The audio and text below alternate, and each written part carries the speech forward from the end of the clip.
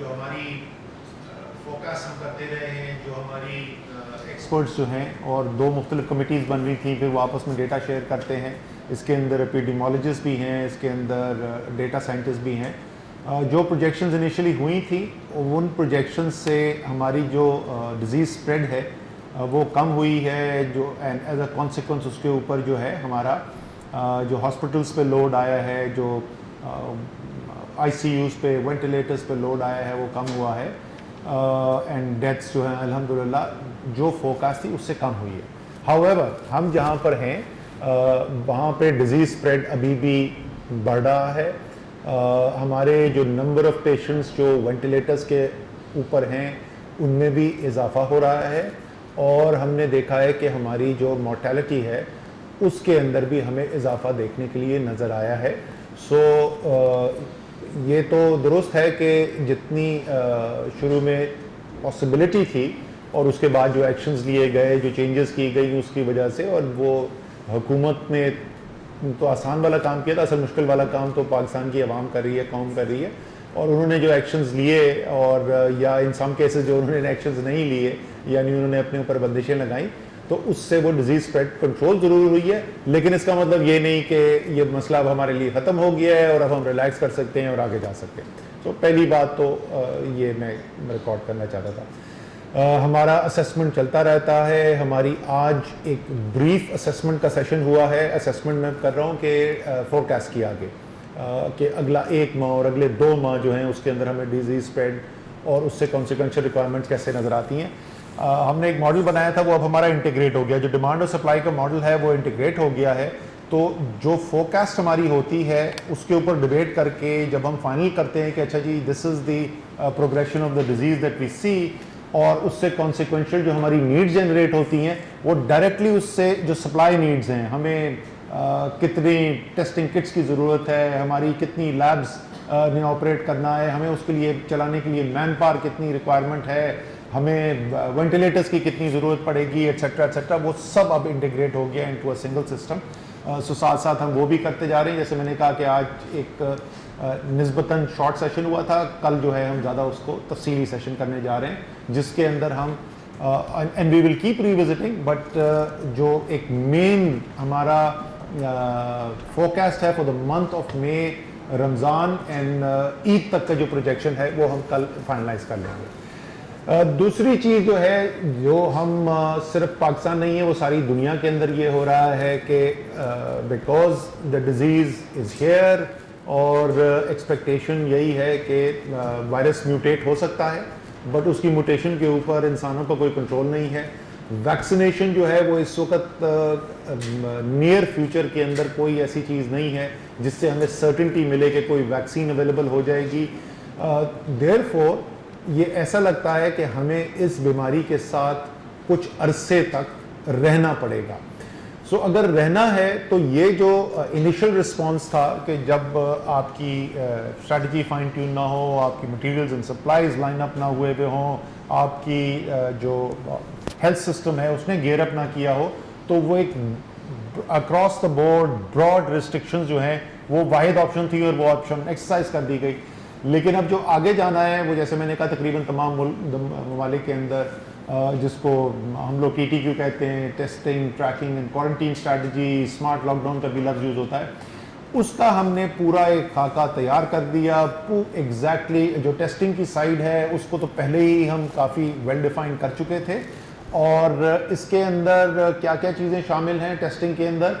इसके अंदर हमें लैब्स कितनी चाहिए, वो कहाँ पर होंगी, उनको चलाने के लिए मटेरियल कितना है, मैन पावर कितना है, सैंपल कलेक्शन कहाँ होनी है, वो सैंपल्स जो हैं वो किस नियरेस्ट लैब के अंदर जाएंगे, वहाँ से रिपोर्टिंग कैसे होनी है, और वो reporting into a single system automated integration कैसे होनी है, वो पूरा उसके अंदर है। और जाहिर है जो वाइटल चीज़ है सारे के अंदर कि वो केस डेफिनेशन क्या होनी है, वो गाइडलाइंस क्या है कि किसको टेस्ट करना है। क्योंकि शुरू में तो ये हो रहा था कि जो आपके पास टेस्टिंग कैपेसिटी लिमिटेड थी, तो आप सिर्फ जो है जो एयरपोर्ट पे लोग आ रहे हैं या जो अस्पताल में आ गया और वो विजिबल सिम्टम्स के साथ है तो आप उसको टेस्ट कर रहे थे। सो वो गाइडलाइंस जो हैं वो भी मुकम्मल कर ली गई। सो ये टेस्टिंग वाला पार्ट तो ऑलरेडी, जैसे मैंने कहा, कि फेयरली वेल डिफाइंड हो चुका है, इसलिए रैंप अप भी शुरू हो गया था। 473 हमने टेस्ट किए थे 15 मार्च को, आजकल जो है वो 6,500-7 हज़ार के दरमियान औसत आ चुकी है। तो एक उसके अंदर कोई 15 गुना के करीब 14-15 गुना का इजाफा हो चुका है जो हमारी टेस्ट हो रहे हैं, और अभी हमने इसको कम से कम आगे जो है कोई 3 गुना और बढ़ाना है, और उसके ऊपर भी आज काफ़ी डिस्कशन हुई। सेकंड जो पार्ट है इसका ट्रैकिंग का, उस ट्रैकिंग के पार्ट के अंदर 2 मुख्तलिफ तरीके से ट्रैकिंग का जो डेटा जनरेट किया जाएगा। एक मैनुअल है जो अभी सूबे जो हैं वो एक हद तक कर रहे हैं, और वो मैनुअल ट्रैकिंग जो है वो जाहिर है जो आता है पेशेंट आइडेंटिफाई होता है पॉजिटिव, उससे पूछा जाता है कि जी आप किस किस से मिलते रहे हैं और आपके रिश्तेदार कौन है, घर कहाँ रहते हैं, उसके थ्रू होता है। और एक जो है वो टेलीकॉम टेक्नोलॉजी के ज़रिए डेटा जनरेट किया जा रहा है, पायलट टेस्ट उसका ऑलरेडी हो चुका है, और उसके पीछे बैकएंड के ऊपर फिर AI सॉफ्टवेयर है जिससे हमें वो हेल्प मिलेगी कि ये ट्रैकिंग को बिल्कुल साइंटिफिक तरीके से हम किस तरीके से कर सकते हैं। फेयरली सोफिस्टिकेटेड सिस्टम है जिसको डिप्लॉय किया जा रहा है। और थर्ड पार्ट जो है उसका क्वारंटीन का हिस्सा है, उसके भी मुख्तलिफ हिस्से हैं। एक तो क्वारंटीन का ये एस्पेक्ट है कि अगर कोई एक जगह हॉटस्पॉट नज़र आ गया आपको, आपके डेटा ने दिखाया कि कोई हॉटस्पॉट इमर्ज हो रहा है, तो उस एरिया को, पूरे एरिया को, वो एरिया जो है वो एक गली हो सकता है, वो एरिया जो है एक मोहल्ला हो सकता है, वो एक यूनियन काउंसिल हो सकता है, वर्स्ट केस के अंदर वो एक छोटा शहर भी हो सकता है, जिसको पूरे को आप सील ऑफ करने की अटेम्प्ट करेंगे। एंड देन ऑब्वियसली आपका system will have to kick in कि उनको खाना पीना कैसे पहुंचाया जाएगा, एटसेट्रा एटसेट्रा। दूसरा इसका जो क्वारंटीन का है वो एक इंडिविजुअल लेवल के ऊपर है, इंफरादी लेवल के ऊपर, कि आपने इन सब लोगों को ना तो आप हॉस्पिटल्स के अंदर और फॉर्मल क्वारंटीन सेंटर्स के अंदर इतने ज़्यादा लोगों को रख सकते हैं जैसे जैसे आगे स्प्रेड बढ़ता रहेगा, बल्कि यूरोप का एक्सपीरियंस ये हुआ है कि इस किस्म की कॉन्सेंट्रेटेड लोकेशंस में जब लोगों को रखा है, क्वारंटीन किया गया है, तो उससे फर्दर स्प्रेड बढ़ा है और कॉम्प्लिकेशंस पैदा हुई हैं। तो और ये सबसे मुश्किल पार्ट है हमने एक्सिक्यूट करना कि वो पाकिस्तान की लिविंग कंडीशंस के अंदर, सोशल कंडीशंस के अंदर, और इसीलिए जो कोशिश की जा रही है वो सिर्फ इसके लिए एडमिनिस्ट्रेटिव स्ट्रैंड नहीं यूज़ होगा, उसके लिए हम जो कम्युनिटी ऑर्गेनाइजेशंस हैं, जो सोशल मोबिलाइजर्स हैं, उनको भी हम इंगेज करना चाहते हैं, क्योंकि इन दी एंड जैसे हम बार बार कहते हैं कि ये सब कुछ जो है वो संतरी खड़ा करने से और डंडे से नहीं होगा। लोग इसको अंडरस्टैंड समझेंगे, वो दिल से मानेंगे कि हाँ ये वाकई मेरे और मेरे माशरे की बेहतरी में है, जब ही आपको कामयाबी हासिल होगी। तो ये सिस्टम जो है इसकी कल फॉर्मल अप्रूवल हम नेशनल कमांड सेंटर में चीफ मिनिस्टर्स को प्रेजेंट कर चुके हैं, हेल्थ मिनिस्टर्स को प्रेजेंट कर चुके हैं, उनकी इनपुट ली जा चुकी है, चीफ सेक्रेटरीज को दी जा चुकी है। कल इंशाल्लाह ताला जुमे के बाद एनसीसी के सेशन में ये फॉर्मल अप्रूवल हो जाएगा। पूरा एक मरबूत सिस्टम, एपेक्स बॉडी है सेंटर में, वहाँ से लेके वो नीचे तहसील लेवल तक, and in fact all the way goes down to the union council level, वो पूरा उसका एक फॉर्मल स्ट्रक्चर है। उसके अंदर सारे फेडरल, मिलिट्री एंड सिविल इदारे और प्रोविंशियल ऑर्गेनाइजेशंस, उनकी हेल्थ साइड, उनकी एडमिनिस्ट्रेशन साइड, इन तीनों एंटिटीज़ की जो टेक्नोलॉजी आर्म्स हैं, IT आर्म्स हैं, वो सब इसके अंदर इंगेज हैं। तो बड़े एक कॉम्प्रिहेंसिव इंटीग्रेटेड नेशनल रिस्पांस उसका डेवलप किया गया है, और उसका रोल आउट जो है कल NCC के अप्रूवल के बाद इंशाल्लाह ताला विद इन अ डे और टू उसका नेशनल रोल आउट शुरू हो जाएगा। फिर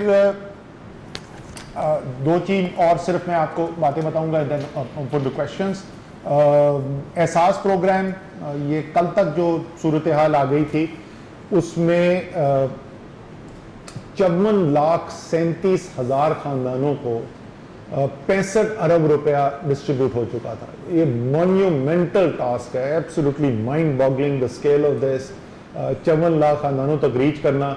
इसके अंदर सबसे ज़्यादा जो हैं वो 21 लाख तकरीबन 90,000 ख़ानदान पंजाब के हैं, 18,40,000 ख़ानदान जो हैं वो सिंध के हैं, 10,85,000 ख़ानदान जो हैं वो खैबर पख्तूनख्वा के हैं। इसी तरीके से बलूचिस्तान के तकरीबन 1,90,000 ख़ानदान हैं, आज़ाद जम्मू एंड कश्मीर के 85,700, गिलगित बल्तिस्तान के 31,800 और इस्लामाबाद के 14,300। सो एक तो ये मैं डेटा आपसे शेयर करना चाहता था, और उसके अलावा आपको ये बताना चाहता था कि हमारी जो ये सारा जो सिस्टम है इस हेल्थ केयर रिस्पॉन्स के लिए क्रिटिकल था कि कैपेबिलिटी बिल्ड करने के लिए इक्विपमेंट और सप्लाईज जो हैं वो इमरजेंसी बेसिस के ऊपर की जाएं, और NDMA को उसकी जिम्मेदारी दी गई थी। तो उसके अंदर जो अभी तक हम डिस्ट्रीब्यूशन कर चुके हैं वो फेस मास्क की कुछ 32 लाख फेस मास्क डिस्ट्रीब्यूट हो चुके हैं। इसी तरीके से तकरीबन 15 लाख जो है हमारे N95 नहीं सॉरी 1.5 लाख, नॉट 15 लाख, 1.5 लाख के करीब N95 मास्क डिस्ट्रीब्यूट हो चुके हैं। इसके अंदर कोई तकरीबन 40 लाख के करीब नहीं कीप ऑन मैं एक जीरो हर दफ़ा गलत कर देता हूँ, मैं ट्रांसलेट करने की कोशिश करूँ मिलियन से। सो 4 लाख के करीब जो है प्रोटेक्टिव सूट्स जो हैं वो जा चुके हैं, एट्सेट्रा एट्सेट्रा, बहुत सारी चीज़ें हैं। लैब्स जो हमारे पास सिर्फ 14 लैब्स काम कर रही थी, अब हमारे पास 52 ऑपरेशनल लैब्स हैं जो ये काम कर रही हैं। So there has been a very very dramatic ramp up of health care system की कैपेसिटी और जो इक्विपमेंट है और जो सप्लाईज हैं उसके लिए। सो ये इनिशियल कुछ चीज़ें मैं आपसे शेयर करना चाहता था। ना I am open two questions, जो भी आपके सवाल हों।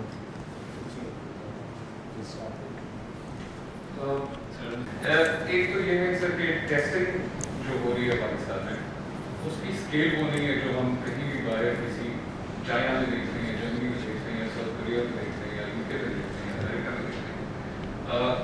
केपी के अगर आप फिगर उठाने को देखें पहले पर million it was under 200 per million individuals the test capacity was under 200. Without testing the masses, how do we intend to have statistics that will help us go further?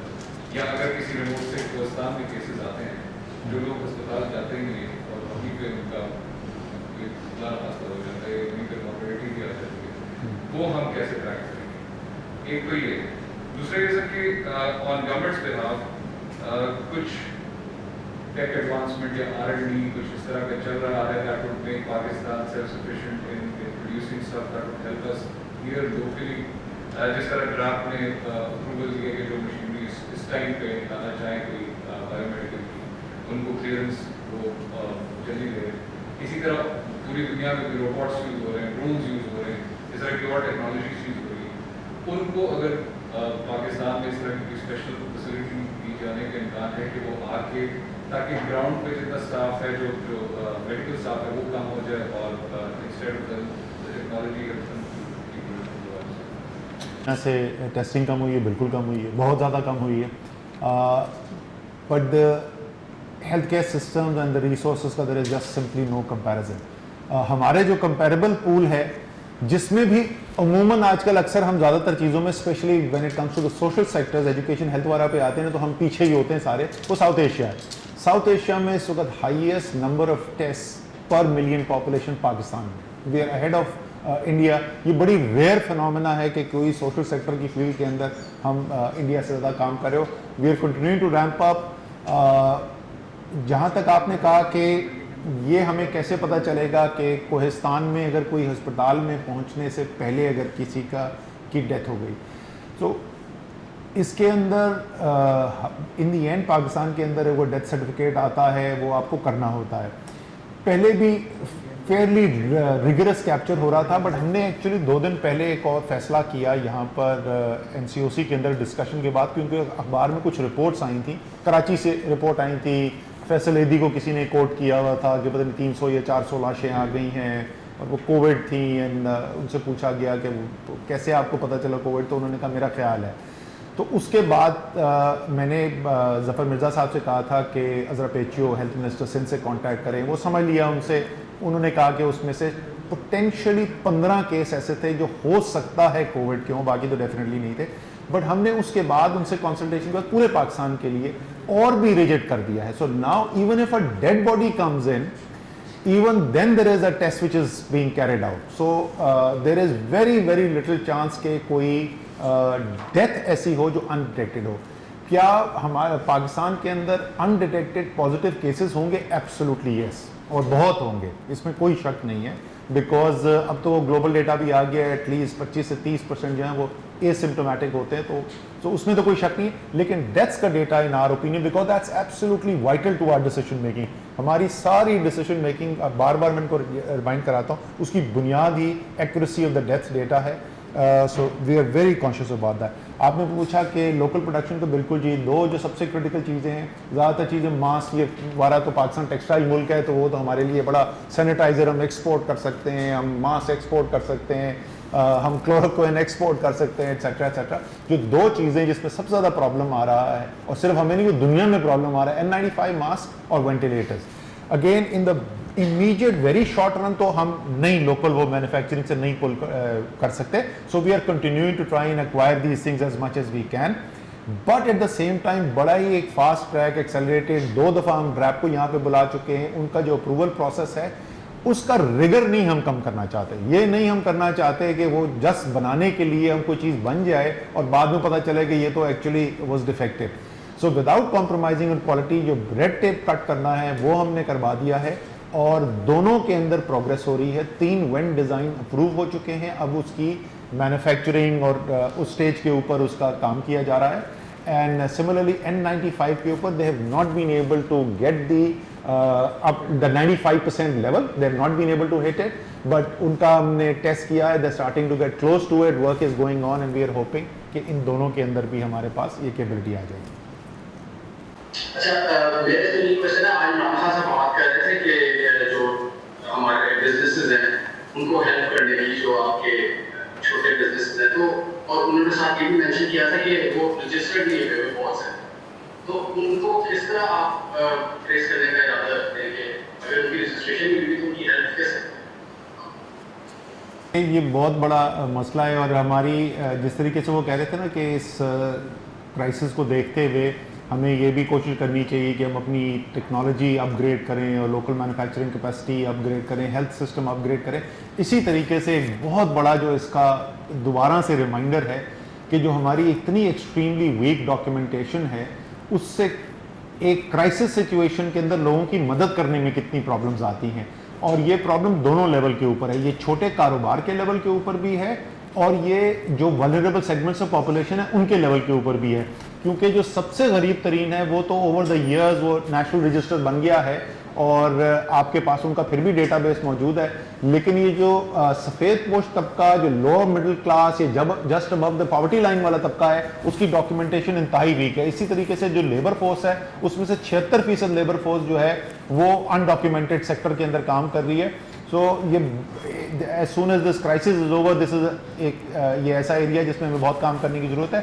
अभी हम आज उसके ऊपर काम करें, मोरलेस उन्होंने फाइनल कर लिया है। जो सबसे इफेक्टिव टूल इस वक्त हमारे पास मौजूद है वो बिजली के मीटर हैं, जो कमर्शियल मीटर हैं या इंडस्ट्रियल मीटर्स हैं। सो उसके अंदर एग्जैक्ट नंबर मुझे इस वक्त याद नहीं आ रहा, बट हमाद इज कॉन्फिडेंट कि तकरीबन 95% जो छोटे बिजनेसेस हैं उन तक हम पहुंचने के लिए काबिल हो जाएंगे। सो इस वक्त जो इमीडिएट रास्ता इस्तेमाल करने की कोशिश की जा रही है वो इसका है। एक ये है, दूसरा जिसके ऊपर भी डिस्कशन हो रही थी वो ये है कि हमारे जिन लोगों ने अप्लाई किया था एहसास के इमरजेंसी रिलीफ प्रोग्राम के लिए, हमें एनेक्डोटल तो नज़र आया है कि उनमें से बहुत सारे लोग जब हम जाके मिलते हैं, पूछते हैं, तो वो पता चलता है कि ये वो लोग थे जो मजदूरी कर रहे थे, जो मुलाजमत कर रहे थे, और अब वो एकदम से उनकी अर्निंग्स ख़त्म हो गई है। और मैं यहाँ इस्लामाबाद में जब गया था तो उनसे बात करते हुए भी नज़र आता था कि ज़रा पढ़े लिखे लोग हैं, सो वो पूरेस्ट ऑफ द पुअर नहीं थे। सो उसके अंदर वो कोई एडिशनल फिल्टर लगा के, एडिशनल क्वेश्चन लगा के, उसमें से भी वो आइडेंटिफाई करने की कोशिश कर रहे हैं कि अगर छोटे, जो बिल्कुल छोटे कारोबार वाले थे जिन्होंने कैश रिलीफ के लिए आइडेंटिफाई अप्लाई किया हुआ है, तो उस पर तो ये 2 मुख्तलिफ लेग्स हैं जिन पे काम हो रहा है, जिसमें बिजली वाला जो है ये रिलेटिवली नियर फिनैलिटी था, और मेरी अंडरस्टैंडिंग ये है कि हम आज अगले 2-3 दिन के अंदर इसको फाइनल कर देंगे। काइंडली आप अगर नेक्स्ट क्वेश्चन करें। जी सामने से आप बात कर रहे हैं, सबसे ज़्यादा क्राइसिस में इस वक्त वो खुद है, क्योंकि डिजिटल मीडिया का जो एडवर्टाइजर होता है वो इंटरनेशनल एडवर्टाइजर खत्म हो गया इस वक्त, ऑलमोस्ट लाइक जनवरी के एंड से। तो एक तो ये इसके ऊपर थोड़ा सा आप जो है देख लें कि डिजिटल मीडिया को किस तरह सर्वाइवल जो है वो यहाँ पे दे रहे हैं। हम टेक्नोलॉजी की बात करें, डिजिटल पाकिस्तान की बात करें, लेकिन डिजिटल पाकिस्तान और ये सब चीज़ें जो डिजिटल इदारे हैं ये तो तब सर्वाइव करेंगे ना जब इंटरनेशनल जो हमारे पास लॉकडाउन खत्म होगा। इंटरनेशनल लॉकडाउन खत्म होगा, उसके 3-4 मंथ के बाद एडवर्टाइजर बाहर निकलेगा और फिर डिजिटल मीडिया के पास कुछ आएगा। इस वक्त डिजिटल मीडिया के पास ये ऊपर बहुत बड़ा क्राइसिस आया हुआ है कि एम्प्लॉयर्स हैं उनके 100+, उनको सैलरीज का इस वक्त इशू आया हुआ है। तो इसको एक तो काइंडली इसके ऊपर बता दीजिएगा कि डिजिटल मीडिया की पॉलिसी है वो कहाँ तक उसके ऊपर जो है वो गवर्नमेंट या फेडरल सोच रही है या नहीं सोच रही, क्योंकि डिजिटल मीडिया में से जो एम्प्लॉयमेंट चल रही है वो इनडायरेक्टली गवर्नमेंट का उसमें जो बर्डन है वो कम किया हुआ है। हम दूसरे मीडिया की बात करें वहाँ पे साथी जो है बेरोजगार हो रहे हैं, अगर डिजिटल से होना शुरू हो जाएंगे तो ये इन दी एंड बर्डन सारा गवर्नमेंट के ऊपर आएगा और लोग गवर्नमेंट से फिर जॉब मांगना शुरू कर देंगे। एक तो ये डिजिटल मीडिया में है। सेकेंडली ये है कि हम प्रोडक्ट्स देख रहे हैं चीज़ों की, बहुत सी ऐसी चीज़ की जो एंटी जर्म्स की चीज़ें थी पाकिस्तान में, एकदम से जब ये कोरोना का आउटब्रेक आया है उनकी प्राइसेस जो है वो इंक्रीज होती हैं। गवर्नमेंट की तरफ से उसके ऊपर लिया गया 70 रुपीज़ में प्रोडक्ट दिए, जो नाम नहीं लेना चाहता, वो 115 रुपीज़ की हो गई। तो गवर्नमेंट ने उसके ऊपर भी कोई उनसे नहीं पूछा, क्योंकि एंटी जर्म चीज़ें जो है वो अभी इस सिचुएशन में बहुत इंपॉर्टेंट है। लोग जो है वो सैनिटाइजर बना रहे हैं या उसको सैनिटाइज करना चाह रहे हैं, वो गवर्नमेंट के ऊपर ही बर्डन बन रहे हैं हॉस्पिटल अपने आप को सेव रखने के लिए। एक तो ये चीज़ होगी। थर्ड, इकोनॉमी, हम पाकिस्तान की इकोनॉमी को कहाँ देख रहे हैं? जिस तरह हम देख रहे हैं अभी कल देख रहे थे कि हम पेट्रोल से भी फायदा उठाने जा रहे हैं और बीजिंग जिसको हम उसका फायदा उठाने जा रहे हैं, लेकिन जिस तरह रोजगार खत्म होता जा रहा है, प्राइवेट सेक्टर जो है वो खत्म होता जा रहा है। बहुत सी ऐसी कंपनी हैं जो अपने एम्प्लॉयज को विदाउट नोटिस फायर करती जा रही है। अनएम्प्लॉयमेंट बढ़ता जा रहा है। ये अनएम्प्लॉयमेंट कोरोना के फौरन ठीक होने के बाद भी ठीक नहीं हो जाएगा कि कंपनी के पास पैसा आ जाएगा तो लोगों को वापस बुला लेंगे, हजारों लोगों को लोग निकालते जा रहे हैं। तो इकोनॉमी क्राइसिस आप कहाँ देख रहे हैं पाकिस्तान, इसमें जो है वो प्राइवेट सेक्टर की क्या करेगा?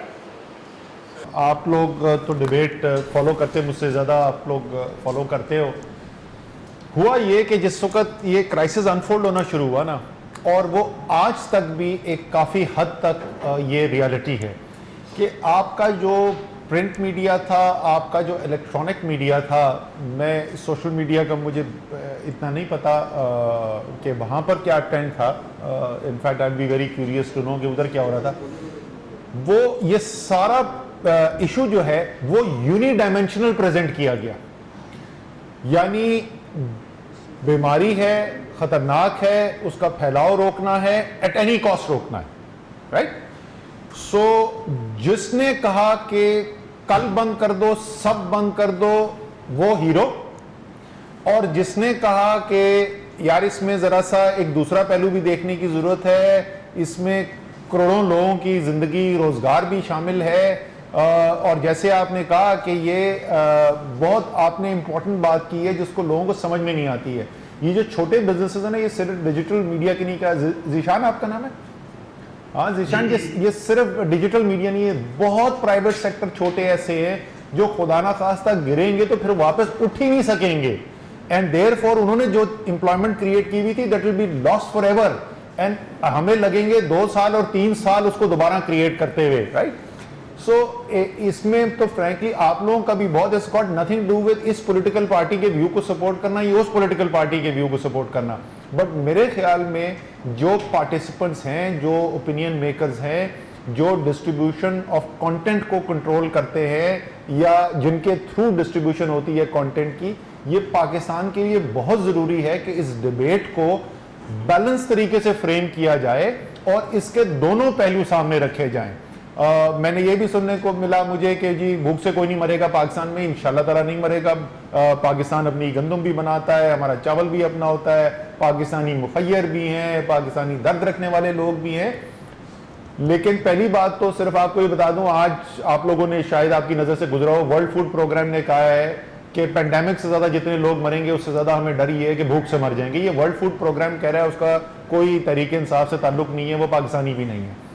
दूसरे, अगर वो ना भी मरें भूख से, तो जो ये इकोनॉमिक डैमेज जो कॉज हो रहा है, ये मैंने उस दिन पहले भी एक दफ़ा बात की थी कि एक गरीब आदमी जो है उसने अगर सेविंग्स की थी कि मैं कल जो हूँ अपना कोई ठेला खरीद के कारोबार करूँगा, तो वो सेविंग, भूखा तो नहीं मरेगा लेकिन वो सेविंग कंज्यूम करके उसके पास अर्निंग कैपेसिटी खत्म हो जाएगी। सो इसीलिए हम कोशिश ये कर रहे हैं, बावजूद इसके कि बेतहाशा हमें तनकीद का सामना करना पड़ा है, हम बार बार कहते हैं तवाज़ुन रखें पॉलिसी में, बिकॉज ज़ीशान आपको भी पता है कि पाकिस्तान की हुकूमत पहले ही फिजिकल हालात क्या थे, अब सूरत हाल ये बन रही है कि जो कारोबार कम हुआ उसका असल जाहिर है धचका तो लगा लोगों को, बराह रास्त मिडिल क्लास है, छोटा एम्प्लॉयर है, एंटरप्रेन्योर है, गरीब आदमी है, मजदूर है, मुलाजिम है, उसको लगा।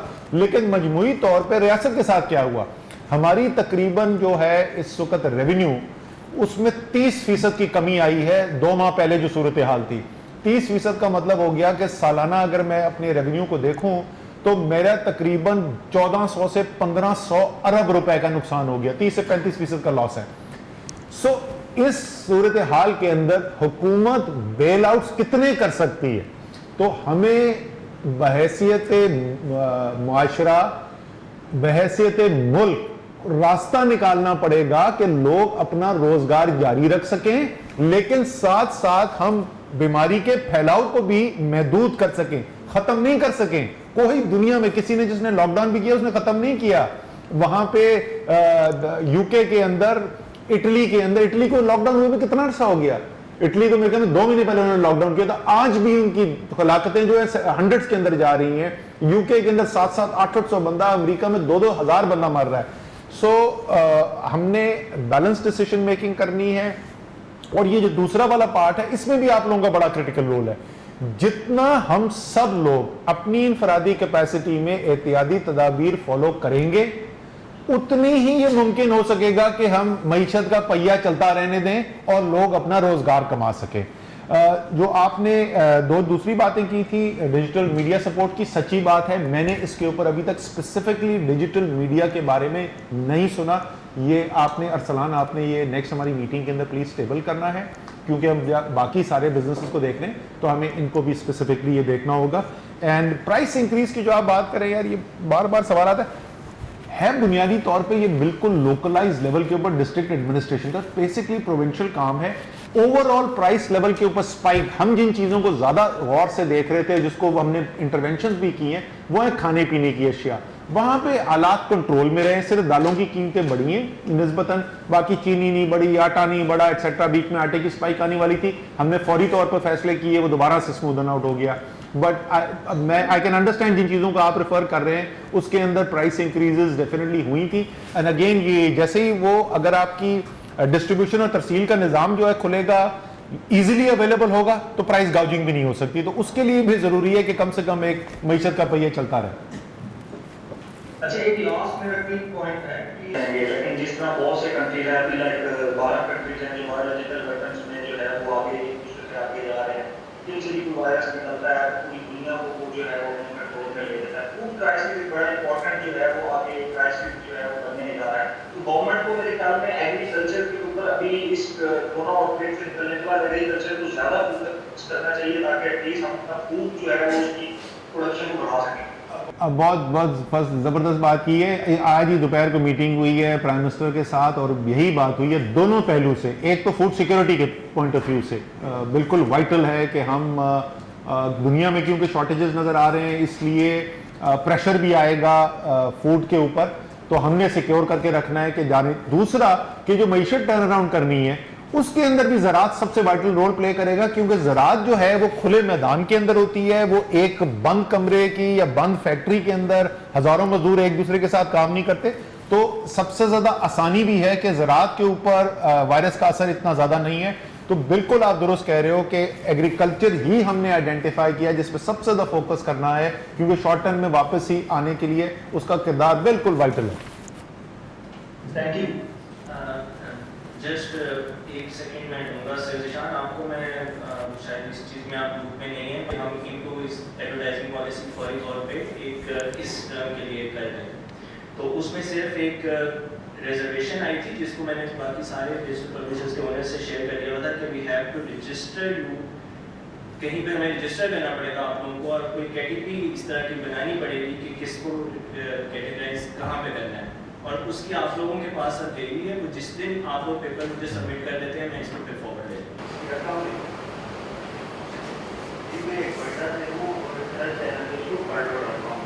सर मेरा क्वेश्चन आपसे ये है, जो आपने बताया सर डेली बेसिस में हमारे जो लेबर फोर्स है वो डॉक्यूमेंट्री नहीं, तो सर एहसास प्रोग्राम के थ्रू आप उनको किस तरीके से बनाएंगे, वो क्या करेंगे, उनको कैसे मिलेगा राशन, वो पैसे को कैसे मिलेंगे, क्या कहेंगे?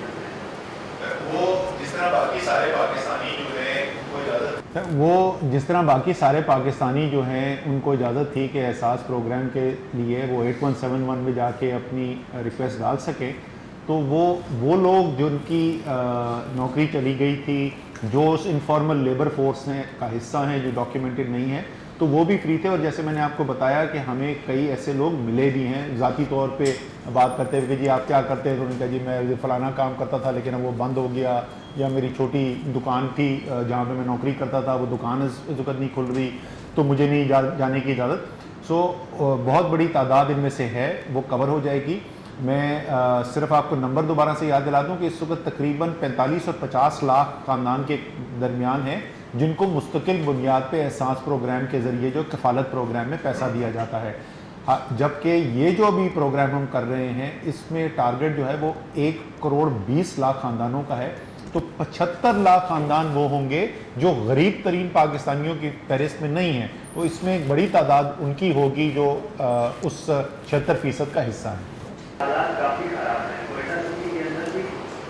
मैं देखता हूँ सर यहाँ पर जो भी अभी CM साहब ने भी एहसास किया वो उस तरीके से जो राशन बांटा था और पैसे बांटे, सर यहाँ पर एक तो वेंटिलेटर की बहुत कमी है। 12.34 मीडियम के जो सर के अंदर 77 वेंटिलेटर हैं। उसके अलावा सर यहाँ पर लोगों का बहुत बुरा हाल है। डेली बेसिस पर 40-50 केस रिपोर्ट हो रहे हैं। टेस्टिंग की कोई क्रेडिबिलिटी नजर नहीं आ रही, ना ही कोई ऐसा मैकेनिज्म है कि जिस तरीके से वो सही तरीके से प्रॉपर टेस्ट कर सके। और जो मैं ये इकॉनमी वाली बात पे ऐड करना चाहूँगा सर, वो ये बात है कि इर्द गिर्द हमारे जितने लोग हैं, ऑफिस भी बन रहे हैं, सर्टिफिकेट बन रहे हैं, स्मॉल बिजनेस यहाँ पे प्राइवेट सेक्टर वैसे ही बहुत कम हो रहा है। आपको बताओ तो सर यहाँ पे लोगों की स्पेशल ऐसा है मैकेनिज्म आपके पास? अच्छा, ये जो बलूचिस्तान के लोगों की जो ज़ाहिर ज़रूरत है, जिसने भी वो शुरू में सिंध ने भी कोशिश की थी कि वो राशन जो है वो बाहर जाके बांटें, वो मुमकिन ही नहीं है उस लिहाज से। हालांकि लोगों को पहले बहुत खदशा था कि कैश डिस्ट्रीब्यूशन जो होगी इमरजेंसी एहसास इमरजेंसी रिलीफ में, उसके अंदर भी शायद ऐसी भगदड़ मचे, और एक दो जगहों पर ऐसा हुआ भी, लेकिन सबसे ज़्यादा मुनज़्ज़म तरीके से वो कैश डिस्ट्रीब्यूशन ही हो रही है। तो यही फैसला किया गया था कि कैश लोगों के हाथ में दे दें, उनको पता है कि उन्होंने राशन में क्या ख़रीदना है क्या नहीं ख़रीदना।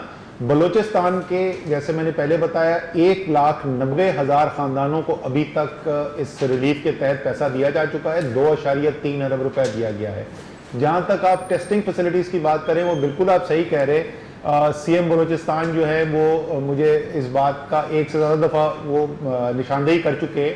वो कहते हैं कि ऐसा देखो, सिंध के अंदर पंजाब के अंदर तो बहुत ज़्यादा, बट KP में भी एक हद तक, खैबर पख्तूनख्वा में भी प्राइवेट हेल्थ केयर हॉस्पिटल्स वाला हैं और बड़े बड़े अस्पताल हैं। शौकत खानम है लाहौर में, या खान है कराची में, और ऐसे बहुत सारे। बलूचिस्तान में प्राइवेट हेल्थ केयर सिस्टम ना होने के बराबर है। तो इसलिए जो हमने बिल्डअप करने की कोशिश की है आबादी के लिहाज से, सबसे ज़्यादा हमने बलूचिस्तान और गिलगित बल्तिस्तान को प्रायोरिटी दी है। और इस वक्त अगर आप देखें बलूचिस्तान के टेस्टिंग के नंबर्स भी आप देखें तो बड़ी तेज़ी से इजाफा हुआ है बलूचिस्तान के टेस्ट के अंदर। इसी तरीके से मुख्तलिफ जो डिस्ट्रिक्ट्स हैं उसके अंदर लैब्स भी लगाई जा रही हैं, जिसमें से 3 लग चुकी हैं, 3 और लगने के लिए जा रही हैं। और एक जो बड़ा अच्छा काम रेलवेज मिनिस्टर साहब ने किया था, उन्होंने अपनी कन्वर्ट की थी क्वारंटीन की शेप के अंदर कुछ जो उनकी रेल की बोगियाँ थी, तो उनमें से कुछ जो है उनको तफ्तान बॉर्डर पहुंचा दिया गया है ताकि वो जो क्वारंटीन की वहाँ पे फैसिलिटी है उसको सप्लीमेंट किया जा सके। तो बलूचिस्तान को हम खुसूसी तवज्जो देने की कोशिश कर रहे हैं। सर मेरा क्वेश्चन ये है कि एक तो कल से एक न्यूज़ बड़ी पाकिस्तान में इलेक्ट्रॉनिक मीडिया पर बड़ी वायरल हो रही है कि कैनेडा ने वैक्सीन बना ली है और वो सबसे पहले पाकिस्तान को देगा। ये थोड़ा सा बता रहे हैं कि ये एक्चुअली है क्या। दूसरा ये कि एहसास प्रोग्राम बड़ा अच्छा जा रहा है, बड़े लोगों को पैसे देने हैं, लेकिन इससे थोड़ी सी दुनिया भी है। बहुत से लोगों को SMS आ रहे हैं, लेकिन उसके बाद उनका जो नेक्स्ट SMS आता है कि आपका केस की पड़ताल प्रोसेस में है, लेकिन उसमें भी आपको फाइनल डिसीजन की तरफ ही जा रहा है कि उनको मिलने हैं या नहीं। वो 8 लोग हैं रोड को मैसेज किए हुए, वो भी थोड़ा सा इस हवाले से काफ़ी मैं देख रहा हूँ मीडिया पे लोग कंसर्न अपने शो कर रहे हैं। तीसरा ये कि आपने अभी थोड़ी देर पहले कहा है कि हमने नेक्स्ट 2 मंथ की जो फोरकास्ट कर ली है वो भी थोड़ा सा हमसे शेयर कर दें कि इसमें क्या प्रिपरेशन है आप लोगों की, क्या आपने असेसमेंट किया है, प्रोग्राम किया है, उसमें क्या डिस्ट्रीब्यूशन होगी, ये थोड़ा सा 2-3 मेरे शॉर्ट रखते हैं आपका टाइम कम है, थोड़ा सा शेयर कर दें। पाकिस्तान की 1/3 आबादी से ज़्यादा बनता है, उसको हम टारगेट करने की कोशिश कर रहे हैं, लेकिन जो एक्चुअल हमारे पास एप्लीकेशंस आई हैं, यूनिक एप्लीकेशंस, वो उससे भी ज़्यादा हैं। तो वो इसलिए अभी उनको क्यू को होल्ड कर दिया गया है। देखा जा रहा है कि शायद कुछ और विंडो उसके लिए क्रिएट की जाए, कुछ और गुंजाइश उसके लिए निकाली जाए, तो फिर शायद हम कुछ और लोगों को भी दे सकें। इस वक्त जो है जो एलिजिबल लोग हैं वो 1 करोड़ 20 लाख से भी ज़्यादा हैं। दूसरा जो आपने सवाल किया था वो था रिगार्डिंग पहला तो एहसास का था, दूसरा आपने वैक्सीन चाइना वाला जो वैक्सीन चाइना का जो है यार वो अभी तक कोई ऑफिशियल चीज़ नहीं है। सो जिस वक्त अगर कोई फैसला होगा तो वो आपको इंशाल्लाह ताला ज़रूर बता देंगे। इस वक्त कोई ऑफिशियल चीज़ नहीं है। तीसरी चीज़ जो है वो आपने पूछा कि ये जो आप आगे प्रोजेक्शंस करते हैं तो वो प्रोजेक्शंस हमसे शेयर करने चाहिए, इसके ऊपर बड़ी बात हुई है। तो इस हमारा फैसला अभी तक ये है कि हम प्रोजेक्शंस की जो इम्प्लीकेशन है जो उससे निकलती है वो तो हम शेयर कर लेते हैं शफाफ तरीके से। नंबर्स हम इसलिए नहीं करना चाहते कि हमें डर है कि वो दोनों में से एक तरफ उसका नुकसान होने का खतरा है, यानी या तो लोग कहेंगे ओहो ये तो बस ठीक है जी भले भले अब तो कोई परेशानी कोई नहीं है, तो सब में बाहर निकल के जो है दही भल्ले खाने शुरू कर दे रहे हैं, या बहुत ही पैनिक ना फैल जाए कि लोग ये ना कहें कि जो हो ये तो इतने लोग मरने वाले। इसलिए हम नंबर्स एग्जैक्ट नहीं शेयर करते, सिर्फ आपको कॉन्फिडेंस देने के लिए हम ये बता रहे हैं कि ये मुतवातिर तौर पर होता है। मैंने आपको बता दिया इसके अंदर सोफिस्टिकेटेड टेक्नोलॉजी यूज हो रही है, एपिडेमियोलॉजिस्ट हैं, इसके अंदर डेटा साइंटिस्ट हैं, इसमें आर्टिफिशियल इंटेलिजेंस यूज हो रही है, और अभी तक और करते ये हैं कि जो इस किस्म की सूरत हाल में होना चाहिए कि you earn on the side of caution, यानी आप जरा कंजर्वेटिव एस्टिमेट करते हैं। तो अभी तक जो हमने, ताकि अगर मैं समझ रहा था कि 10 वेंटिलेटर की जरूरत पड़ेगी और मैं जरूरत 7 की पड़े तो उसमें तो कोई इतना हर्ज नहीं हुआ, लेकिन अगर मैं समझ रहा था 10 की जरूरत पड़े और 11 की भी पड़ जाए तो वो बहुत बड़ा नुकसान है। इसलिए जरा सा ऊपर रख के एस्टिमेट करते हैं। अभी तक के जो सूरत हाल चल रही है, और ये हमें 1 माह से ज़्यादा हो गया ये काम करते हुए, अभी तक जितनी भी हमारी प्रोजेक्शंस हैं उससे अल्हम्दुलिल्लाह अल्लाह ताला के फजलो करम से कम हमें ज़रूरत पड़ी है हॉस्पिटलाइजेशन बेड्स की, हमें कम ज़रूरत पड़ी है वेंटिलेटर्स की एक्सेट्रा। तो 7 दिन में हमारे को 11,000 के ऊपर केसेस हैं। मीट जब देखते हैं बाकी ममालिक जो देशों अमेरिका की, बरतानिया की, फ्रांस में, तो वहाँ पे 60 दिनों में काफ़ी ज़्यादा केसेस हो गए थे। तो ये तो मुझे अंदाज़ा है कि हमारी स्टे एट होम की सीवियरिटी ऐसे नहीं है, ना ही हमारे पास उस तरह के लॉकडाउन की असिस्टेंस ऐसी है कि हमने कुछ तरह से कर पाया। तो आपने इसको टैकलिंग किया है कि क्या वजूहत हैं कि हमारे केसेस कम हैं? अगर हम डिटरमिन कर लें तो शायद उसको हम स्केल अप कर लें तो शायद हम फर्दर भी इससे फ़ायदा उठा सकते। तो एक तो एक चीज़ थी सर। सेकेंडली मैं पूछना चाहूँगा कि कुछ प्रोजेक्ट हेल्प कर सकते हैं। सॉरी सो आप पूछे थे, मैं आपको बताता हूँ यार। देखें मैं आपको बताता हूँ, पहली बात तो ये मैं आपको ख़राब खबर पहले दे दूँ कि अगर कोई ये समझता है कि हमारी ब्राउन चमड़ी की वजह से या हमारे अल्लाह ताला के ईमान की वजह से हम इस बीमारी से कंप्लीटली सेफ हैं, तो ऐसा नहीं है। लेकिन कुछ चीज़ें ज़रूर हमें नज़र आ रही हैं। एक तो जो चीज़ें जो नॉन कंट्रोवर्शियल है, जो सबको पता है कि बीमारी होना इसमें जो है वो तो कोई ख़तरनाक बात नहीं है ज़ाते खुद। इस बीमारी की कुछ नौयत तो ऐसी है, जैसे मैंने कहा, और वो थोड़ी तादाद नहीं है, कोई 25 से 30% लोग हैं जिनको पता भी नहीं चलता कि उनको ये वायरस लगा था और वो ख़त्म हो जाता है, राइट। परेशानी की बात क्या है कि सेहत इतनी ख़राब हो, आपको अस्पताल जाना पड़ जाए, आपको वेंटिलेशन की ज़रूरत पड़ जाए, और सबसे ज़्यादा ज़ाहिर है कि इंसान जो है वो अपनी जान से हाथ धो बैठे। तो इस बीमारी के अंदर ये भी कन्फ्यूजन किसी ने फैला दी थी कि अगर नौजवान हो तो बीमारी नहीं लगती नौजवान को भी ऐसे ही है जितनी कोई बुजुर्ग को लगती है, लेकिन जो रिस्पॉन्स है, जो इम्पैक्ट है बीमारी का, वो ज़मीन आसमान का फ़र्क है नौजवान में और बुजुर्ग में। Up to a certain age तो मोर्टेलिटी चाहे वो इटली हो, वो चाइना हो या वो पाकिस्तान हो, वो ना होने के बराबर है, राइट। बिल्कुल जो नौजवान लोग हैं उनका सिस्टम ऐसा है, बॉडी आपके पास इम्यून सिस्टम स्ट्रांग होता है, रिएक्ट करता है, क्विकली रिकवर करते हैं। और जब आप जाते हैं कोई 70 साल की एज से ऊपर तो वो जो मोर्टेलिटी रेशोज जो हैं वो डबल डिजिट्स के अंदर चले जाते हैं। सो बहुत बड़ी रेंज है। तो एक पाकिस्तान दुनिया की नौजवान तरीन पॉपुलेशन होने की वजह से एक तो हमें परसेंटेजेस के अंदर, ये एब्सोल्यूट्स के अंदर नहीं, परसेंटेजेस के अंदर हमें ये एडवांटेज हासिल है कि हमारी निस्बतन नौजवान पॉपुलेशन है। उसके अलावा जो है ना वो चीज़ें सब थियरी हैं, उसका कोई इस वक्त कंक्लूसिव प्रूफ नहीं है। क्या क्या थियरीज हैं?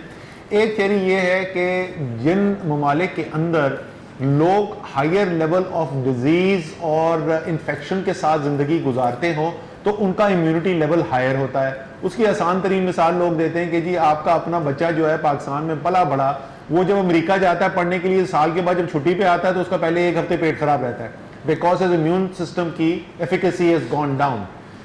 सेकंड ये है कि जी जिन्होंने BCG के वैक्सीनेशन जिनको उनको हुई थी उनमें एक certain level of immunity develop हो जाता है। तीसरी ये है कि जिन ममालिक के अंदर मलेरिया है वहां पे रेजिस्टेंस लेवल हायर है। फिर ये है कि आपकी जहां पर हीट एंड ह्यूमिडिटी ज्यादा है वहां पर इसका स्प्रेड कम है। So these are all theories. The bottom line that we know right now is के साउथ एशिया के अंदर, अफ्रीका के अंदर इस डिजीज से मोर्टेलिटी जो अभी तक कॉज हुई है वो डिस्टिंक्टली कम है बनिस्बत डेवलप्ड कंट्रीज के। But to be absolutely sure कि इसकी क्या वजह है वो अभी तक एसरटेन नहीं हो सकी है।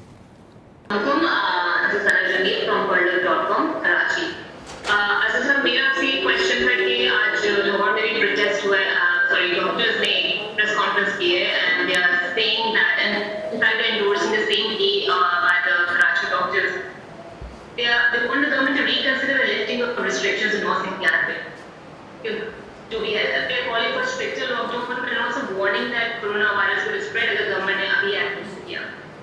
I just want to know कि why the government had to unban it and what's the logic behind it कि उन्होंने allow किया mosque में नमाज़ें पढ़ना and especially the Ramadan सत्र में how the government will implement the 20-point agenda on mosque and communications agreed upon between government and the अच्छा, पहली चीज़ तो ये कि डॉक्टर्स जो हैं वो फ्रंट लाइन पे फेस कर रहे हैं इस डिज़ीज़ को। सो जाहिर है उनकी इनपुट जो है वो बहुत अहमियत रखती है and we have to take what they are saying very seriously. But you have to keep in mind कि जब आप नेशनल पॉलिसी मेकिंग कर रहे हैं तो वो एक इनपुट है, एक बहुत अहम इनपुट है, शायद सबसे अहम इनपुट है, लेकिन वो वाहिद इनपुट नहीं है। उसी के साथ आपको ये भी नज़र आ रहा है कि कराची के अंदर कल ताजिरों ने भी प्रोटेस्ट किया और उनको उठा के कुछ को हवालात के अंदर बंद भी करना पड़ा।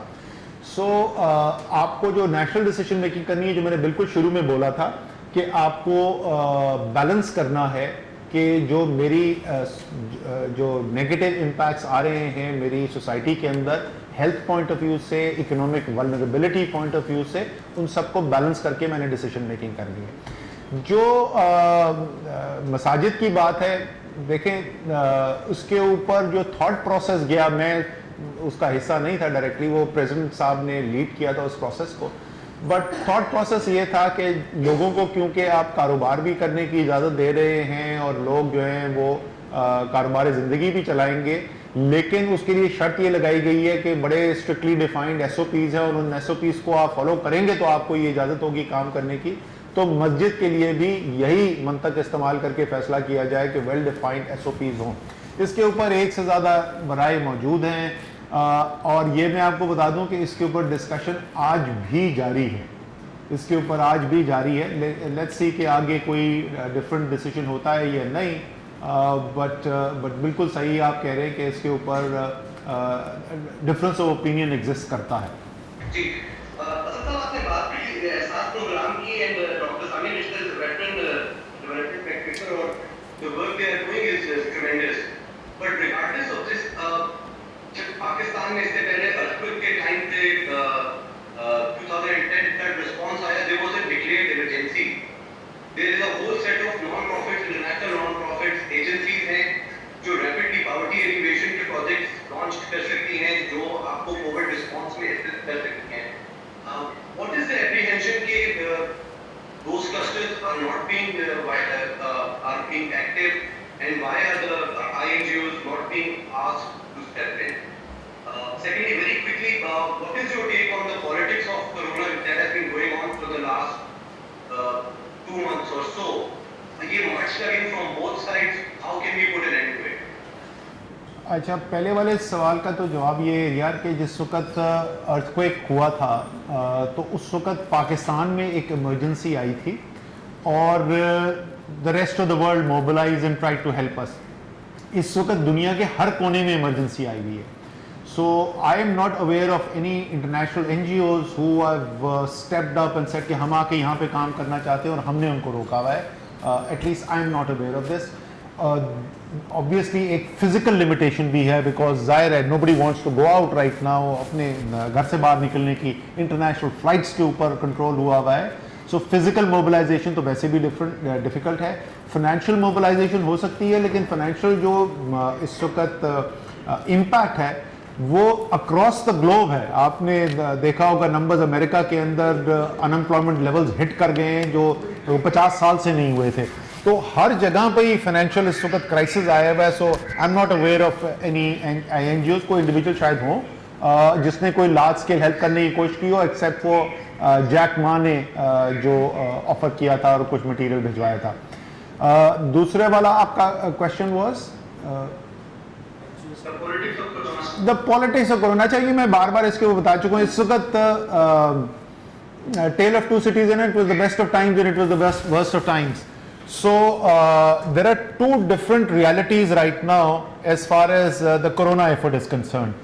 एक reality वो है जो इस कमरे में unfold होती है और जो NCC की मीटिंग जो PM हाउस में होती है उसमें unfold होती है, where we have on the screen with us तमाम चीफ मिनिस्टर्स और आज़ाद जम्मू एंड कश्मीर के prime minister.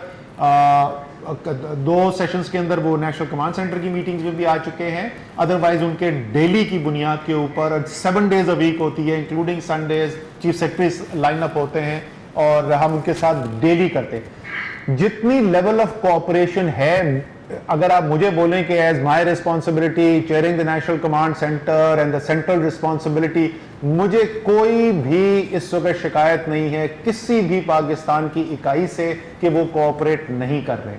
Substantive decision making और इसी तरीके से मेरे ख्याल में अगर वो ऑनेस्टली बात करेंगे तो दे विल हैव टू से द सेम थिंग कि उनको वफाक से शिकायत नहीं हो सकती. इट डजंट मीन कि वो वफाक से और मदद नहीं चाहते थे जो नहीं मिल सकी, या हम उनसे कुछ और नहीं चाहते थे जो नहीं मिल सका, लेकिन ये इस वजह से नहीं है कि वो कोऑपरेट नहीं करना चाहते. सो ये तो रियलिटी है सब्सटेंटिव डिसीजन मेकिंग की. कॉर्पोरेशन के लेवल की ये हालत है. अभी मीटिंग में आने से पहले अभी मैं साथ वाले कमरे में बैठा था, मेरे पास चीफ मिनिस्टर सिंध की फोन कॉल आई और एक कोई डिसीजन उनके ऊपर कोई प्रेशर आ रहा था, वो डिसीजन लेना चाहते थे. Excuse me. तो उन्होंने मुझे फोन करके पूछा यार असद मैं ये करने जा रहा हूं तो आपको इसमें प्रॉब्लम तो नहीं नजर आ रहा. That's the level of cooperation जिसके साथ हम काम कर रहे हैं. सिंध का वो जो डेथ्स का आई थी इंफॉर्मेशन, असूलन तो ये होना चाहिए था कि सिंध की गवर्नमेंट को बोलना चाहिए था कि वफाक झूठ बोल रहा है, हमें बोलना चाहिए था सिंध गवर्नमेंट झूठ बोल रही है. हमने क्या किया, जफर मिर्जा ने फोन उठाया, अजरा पेचियों को फोन किया, आपस में एग्रीमेंट किया, नए प्रोटोकॉल्स पे एग्रीमेंट किया, डन हो गया. ये हो जाती है. सुबह होती है नेशनल कमांड सेंटर की मीटिंग, एनसीसी की मीटिंग जब भी होती हैं, 9 मीटिंग्स हो चुकी हैं. By the way prime minister खुद चेयर करते हैं और 9 मीटिंग्स कर चुके हैं. 4 मुख्तलिफ सियासी जमातों के लोग उसमें इन्वॉल्व होते हैं. पीटीआई के लोग होते हैं, पीपल्स पार्टी के चीफ मिनिस्टर सिंध के हैं, गिलगित बल्तिस्तान के chief minister, Azad Jammu and Kashmir के प्राइम मिनिस्टर मुस्लिम लीग नून के हैं, बलूचिस्तान अवामी पार्टी के बलूचिस्तान के चीफ मिनिस्टर हैं, बाकी पीटीआई के लोग. बहुत क्लोज कोऑपरेशन है. फिर होती है एक दुनिया शुरू शाम 7 बजे, वो एक अलग दुनिया है. अच्छा वो, and I have a feeling कि उस दुनिया की रिफ्लेक्शन ऑन स्टेरॉइड्स नजर आती होगी सोशल मीडिया के ऊपर, जहां पे एक जंग का समा है, गोलाबारी हो रही है. इट्स अनफॉर्चुनेट, मेरी तो ख्वाहिश ये है कि ना हो। मेरी आज भी प्राइम मिनिस्टर से बात हुई, मैंने सिंध चीफ मिनिस्टर को मैसेज भेजा कि यार मेरी पीएम से ये बात हुई है, let's try and make sure कि पॉलिटिकल स्टेटमेंट्स हम रुकवा सकें दोनों साइड के ऊपर से। लेकिन तसल्ली आपको मैं ये देना चाहता हूँ, काम जो हो रहा है वो बगैर सियासत के हो रहा है। हमारी जो पॉलिटिकल डिस्कोर्स का उन्होंने सवाल मुझसे पूछा था कि वो पॉलिटिक्स ऑफ कोरोना क्या हो रही है, एक और भी पॉलिटिक्स पाकिस्तान के अंदर होती रही है, और वो इतनी होती रही है कि वो ऑलमोस्ट पाकिस्तान की सियासत का सेंट्रल फिशर और डिवाइडिंग लाइन बन गई है। और वो जिस तरह कराची वाले यहाँ पे कोई हैं तो उनको पता होगा कि पुल के उस पार और पुल के इस पार वाली जैसे दो है ना, हाँ ये आपको और Sana would be able to relate to this कि हसन स्क्वायर के इस तरफ कौन है और उस तरफ कौन है, ठीक है। इसी तरीके से ये फौज के साथ कौन है और फौज के खिलाफ कौन है, ये पाकिस्तान की सियासत का एक डिवाइडिंग लाइन बन गई है। तो अभी पिछले मैं 2-3 दिन से देख रहा हूँ कि एक जो बड़ी हेल्दी डेवलपमेंट हुई है वो ये हुई है कि लोगों को समझ में आने शुरू हुआ है कि यार अगर मिलिट्री और सिविल इंस्टीट्यूशंस कोलैबोरेटिवली और सिनर्जिस्टिकली काम करें तो मुल्क का कितना फायदा हो सकता है। सो ये एक बहुत अच्छी खुशाइन चीज डेवलप हो रही है, and I hope we can look at that and we stop looking at this ये एनिमोसिटी की लेंस से जो हम इस रिलेशनशिप को देखते हैं। So amongst the good things which come out of the crisis, I hope this will be one. Sir एक वेक्टर रह गया था जो रेफ्यूजीज हैं 3 मिलियन प्लस जो एहसास प्रोग्राम के लिए क्वालिफाई नहीं करते विदाउट उनका, क्योंकि वो भी स्पेशल यार हाँ बिल्कुल, और ये जो है वो यूनाइटेड नेशंस के साथ ये इसके इशू को टेकअप भी किया गया है। Definitely it's a very valid point and it has to be done, and this is an area where we believe के UN system must step in and take responsibility. Thank you very much जी, बहुत बहुत शुक्रिया।